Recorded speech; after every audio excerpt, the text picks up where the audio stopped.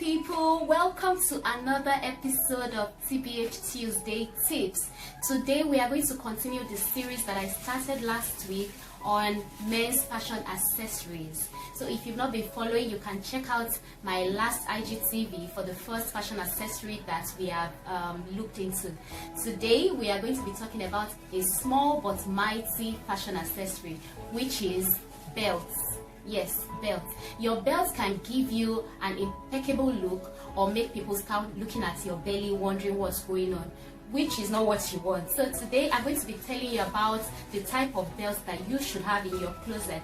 Whether or not you have a white collar job or whatever, you need to have two major types of belts. You need to have a casual belt and you need to have a formal belt, also known as dress belts. For the dress belt, you see people wear dress belts on corporate outfits. So your dress belt is what you wear on your suits, your corporate pants, your business casual pants. That is what you wear, dress belts. They are usually slimmer in size, unlike the casual belts that are wider, and their buckles are usually very simple with subtle designs to give you that classy look.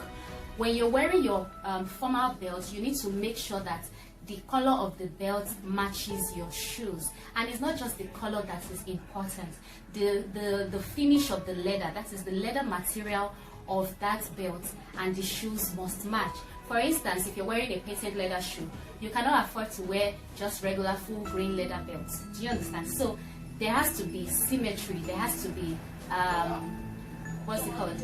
It has to match. That's what I'm trying to tell you. And when you are picking your belts too, you need to be conscious of the color. For the black belts, it's quite easy. Black and black shoes, most times black just goes. But when you are picking a brown belt, for example, you need to be conscious of the shade of brown. There are different shades of brown. So when you want to buy a brown belt, for instance, I would advise that you take your shoes, the shoes you want to buy the belts for, take it along with you to wherever you are going to buy your belt. That way you are able to compare to see that the shade matches. You don't want to have a tan belt and you're wearing a dark brown shoes. You understand? And if you're going to be using a personal shopper like me, for example, I would advise that you take a picture of whatever shoe you're trying to buy a belt for under broad daylight without flash. That way we can determine the actual color of the belt before we shop the shade you want. That's that. Another thing to note is your casual belts are the type of belts that you will wear when you will use when you're wearing your jeans, your chinos, your khakis, your shorts. They are usually wider in width and they come with different shapes, styles, designs of buckle, which is not a problem. When you're wearing your casual belts, there is no straight jacket rule on your shoes matching your belt, but you still need to be able to coordinate your colors properly. So you can wear something like a brown suede belt, you're wearing jeans, and you can wear white sneakers. You see, if you think of it in your head, you see that it goes. So you just need to make sure that whenever you're wearing your outfit from head to toe, they match, they are coordinating, they are not clashing.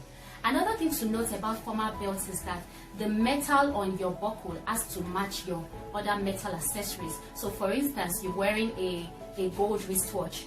It will be awkward for you to wear a silver buckled belt. Do you understand? So just try to make sure the metal matches what you're wearing. All we want to see is coordination. We want to see the belts do the work they're supposed to do, which is to bring symmetry to your outfit. Another thing I want you to pay attention to when you're shopping belts is the size. Whenever you are buying your belt, make sure you buy 1 to 2 inches longer of your usual waist size. So for instance, you buy pants size 38. When you want to buy your belt, I would advise that you buy size 40, 39 or 40. So 1 to 2 inches longer is perfect for you. And if you notice that your belt, your waist size has changed, you don't need to drill holes into your belt just because the belt is now tighter or whatever. Don't drill holes into your belt with knife, with scissors.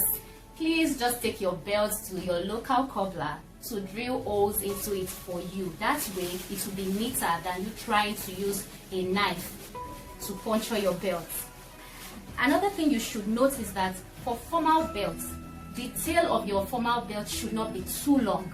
So when you are buckling your belt, it should at least be able to buckle after you have after it has gotten through the first loop and then it's fine. For your casual belt, it can go a little bit longer, but not too long. When your belt is too long, it just gives you a very awkward look. You don't want your belt going round and round, you understand? So it shouldn't be too long, but it shouldn't be too short. The last thing I'm going to say about belts is please invest in quality leather belts.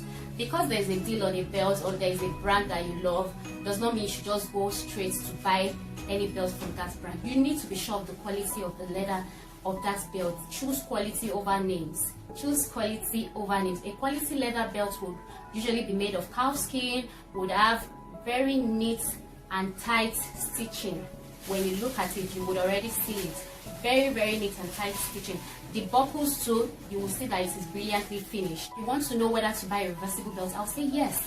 But please don't say because you bought one reversible belt, that is the only belt you now buy. No, you need to be able to have a number of belts that you can switch once in a while. And that is because for any accessory at all, for any item at all, whether your clothes, your shoes or bag, if it's one thing alone and you keep wearing it every day, it is prone to wear and tear. So please, yes, you can buy reversible belts, but you need to know how to maintain your belts. You need to know how to care for them. And I'm going to be dropping the care tips for belts after this post.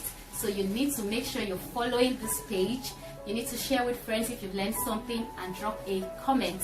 I will see you in my next video where we will talk about another fashion accessory. And don't forget that the aim is to make sure that you invest not only in your clothing but in your fashion accessories. Thank you so much for watching this video. I will see you next time.